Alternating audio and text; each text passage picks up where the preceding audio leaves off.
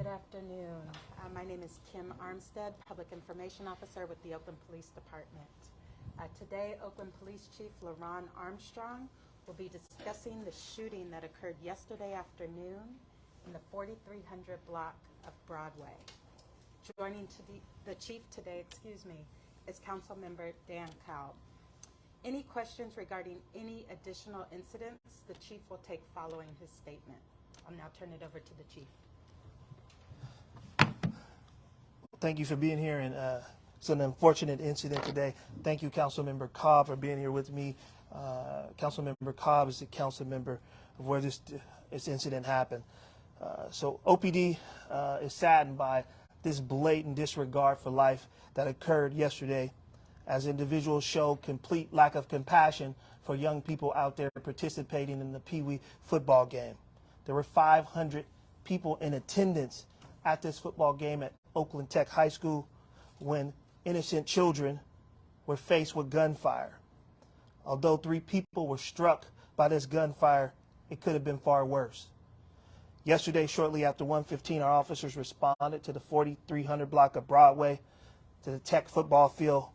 Once on the scene, officers located evidence of a shooting and learned that 3 victims were shot, one of which was a 6-year-old child. All 3 victims are currently in local hospitals and listed in stable condition.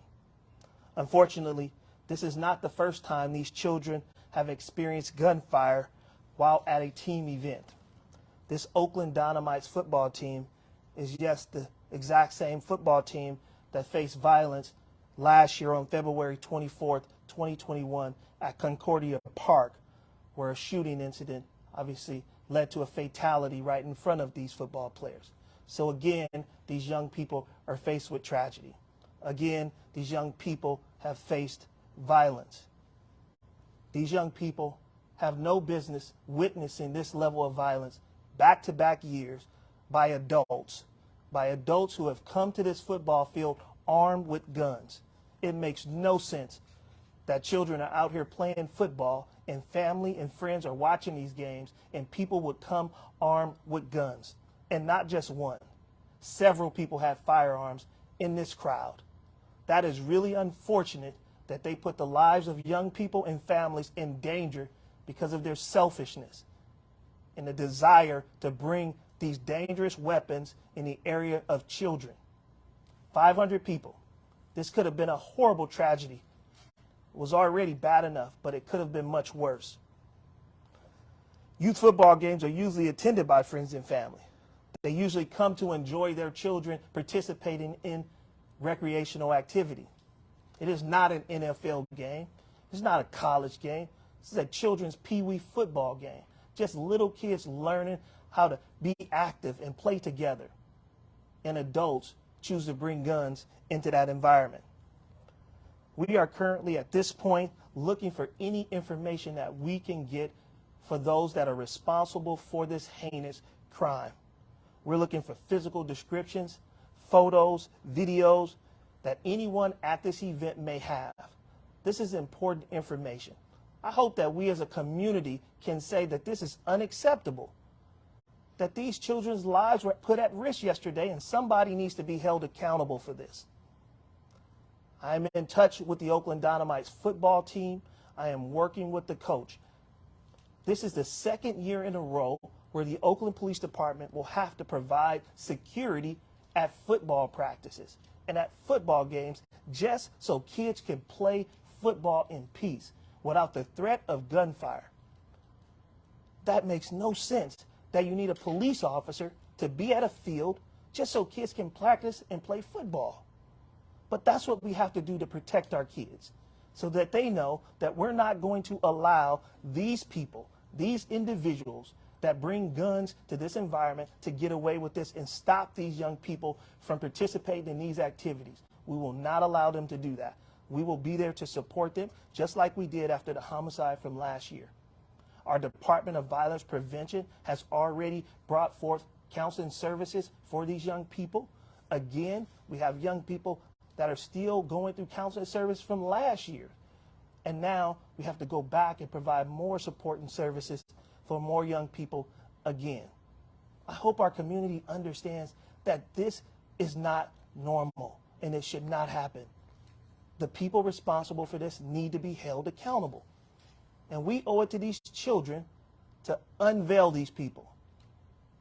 Bring forth the photos and identities of those responsible for this. Take that somewhere else.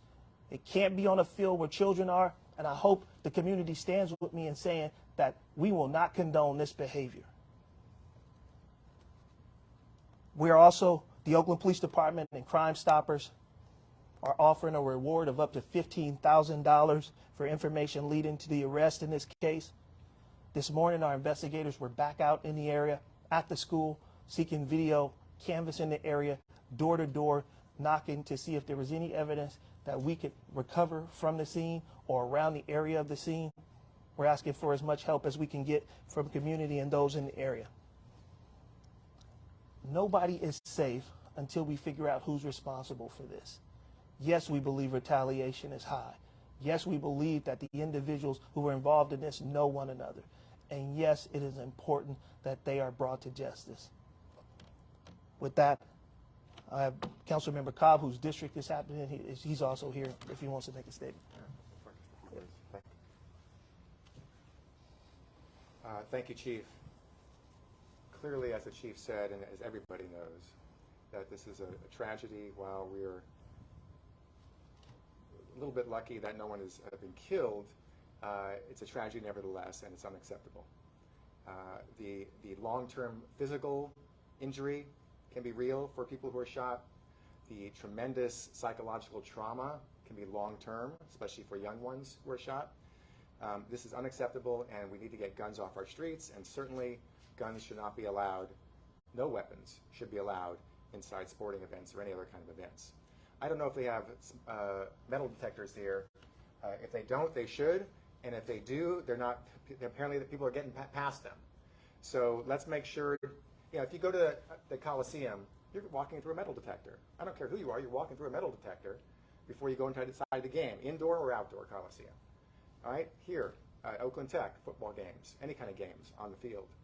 People should have to go through metal detectors as well to make sure that no guns are brought in. Do they have metal detectors there?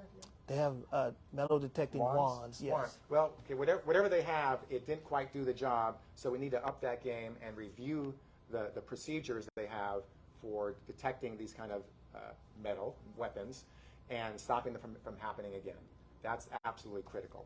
I want to thank the Chief. First, I want to thank the officers who showed up very quickly and helped people who are most in need, make sure they called the paramedics, the ambulance, and are now conducting a serious investigation. I want to thank them for that. I want to thank the Chief for committing to making sure that our officers at future games, including the practices at Oakland Tech and anywhere else in Oakland where there might be a similar kind of game for our young ones, football games. That's very critical, so the kids and the parents and the families and the spectators can feel safe, as we all should be able to feel safe in our city at these kind of events or any kind of event. There's a lot to do to address this challenge, and I want to thank the police chief and the entire police department for stepping up to do that. But like he said, if anybody has any information about who might be the perpetrator or perpetrators of this shooting, please share that with OPD, share that with whoever you can share it with, so it eventually gets to OPD, so they could track this down and prevent others from being shot and potentially killed in the future. Thank you very much. Thank you, Dan. Chief, you mentioned one of the victims was a 6-year-old child. Can you give us the ages and genders, if you know, of the other two people who were shot? Yeah, we have a male adult victim in his 30s. We have a second adult female victim in her 50s. And they were both there attending the game? Yes. As far as you know? All three were attending the game, yes. Is it a child, a boy, or a girl? A girl. Chief, do you know, he's mentioned that there are multiple guns involved in this incident? Yeah. Are we of the calibers? Are we looking at ARs or particular types of weapons that you've talked about in the past? No, they appear to be handguns. The weapons used in this crime appear to be multiple handguns. And do you have a sense yet of the schedule shifting, changing, of the allotment of resources that are going to go into this commitment to the community around coverage of practices and or home games? Yeah, I think, it goes back to what Councilmember Cobb said. I think they appreciate the response of the Oakland police officers, all the officers that responded and managed a chaotic scene. 500 people with people shot and injured is a chaotic scene to deal with. And they were able to manage to deal with that scene and quickly identify those that were injured and get them medical support. But I also thank those officers who I've already spoken to on the phone that worked overtime shifts, extensions of shifts last year at the Dynamites practice and games. I've contacted them and they're willing to do it again. So we have officers that have worked this particular assignment before. Those officers are willing to work this assignment again. Chief, were the shots inside the stadium or were they parallel and the bullets landed inside the stadium? We're investigating both. We believe that there were bullets, for sure bullets were fired inside the stadium.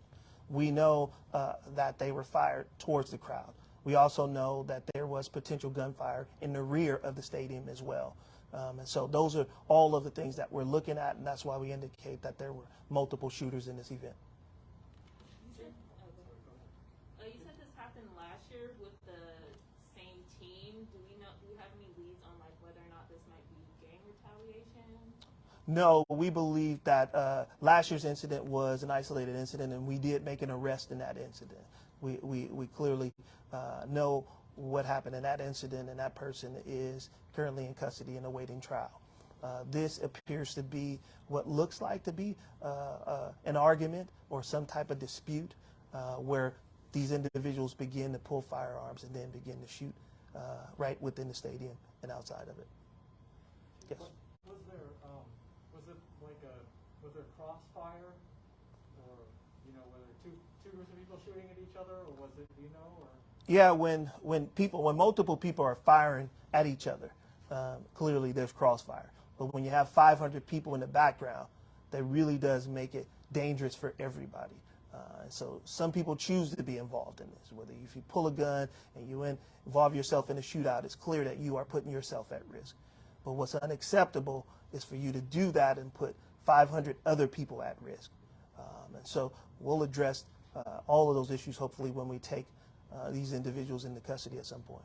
The kids on the field at the time, according to one of the coaches, were 9 and 10-year-olds. Yes. Is there any evidence that the shooter or shooters were actually shooting at the field, at the players, or was it mainly in the stand area and the spectator area? It clearly was mainly in the stands area. It had no focus on the players at all. It looks like I said, a dispute that took place in the stands and escalated to a shootout.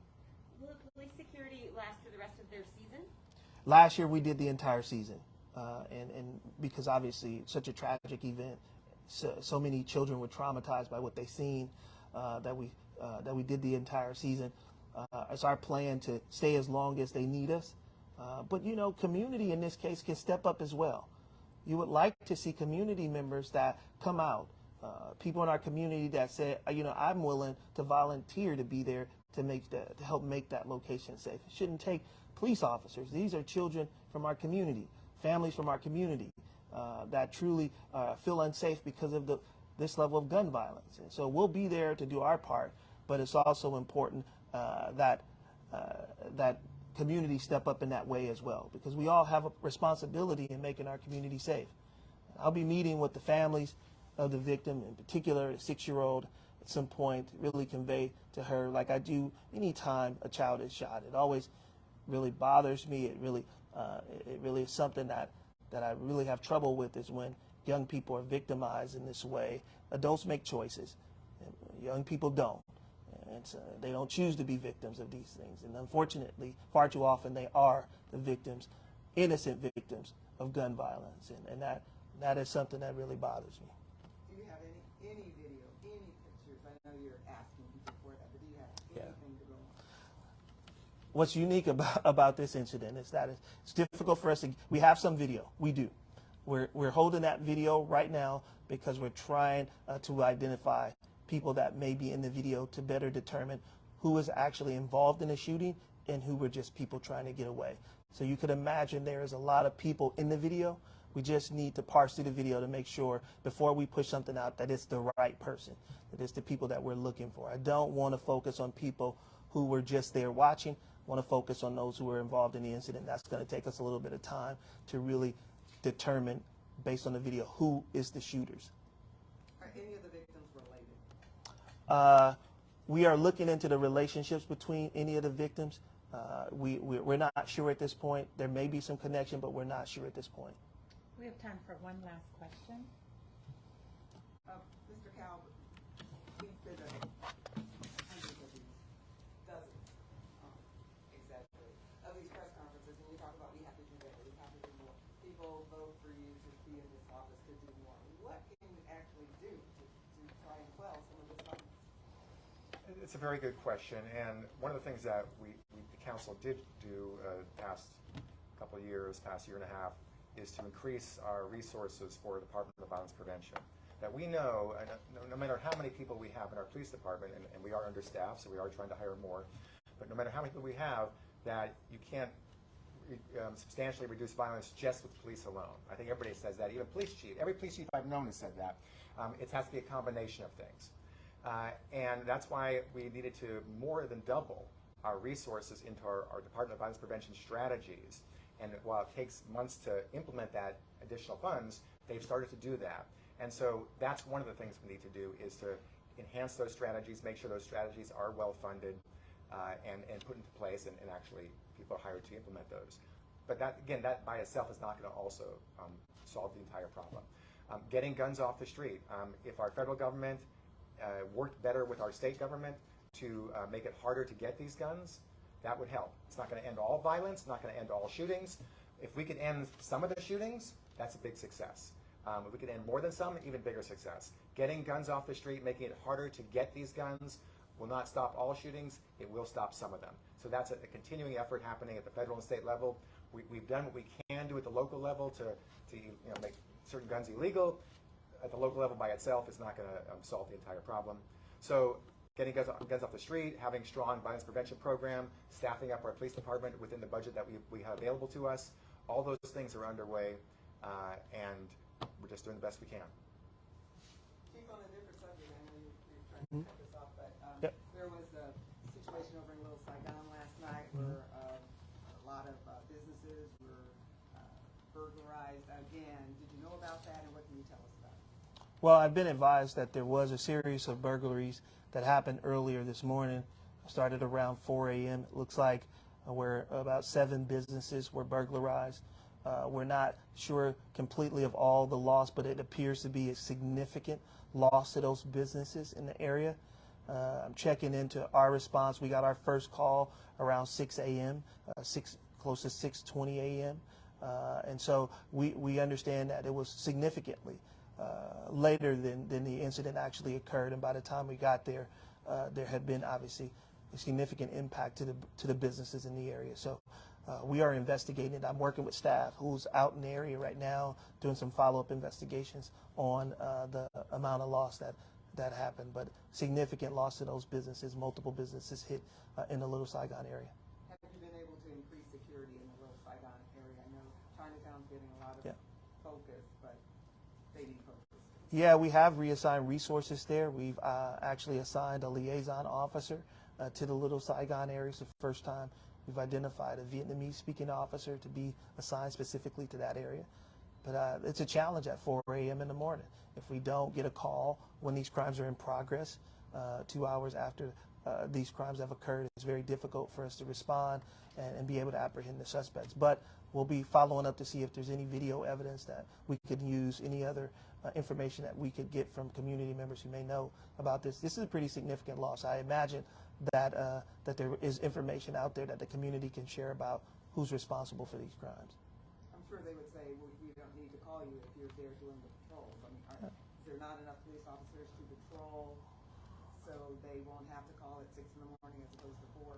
Well, you know, if we would have gotten a call at 4, it would have gave us a greater chance to actually apprehend those individuals. Obviously, it takes a lot of time to burglarize 7 businesses. Had we gotten a call in a sufficient time, maybe we could have responded. But yesterday, overall, in the city of Oakland, it was a challenging day for us across the city with multiple robberies across the city, several shootings that we responded to yesterday.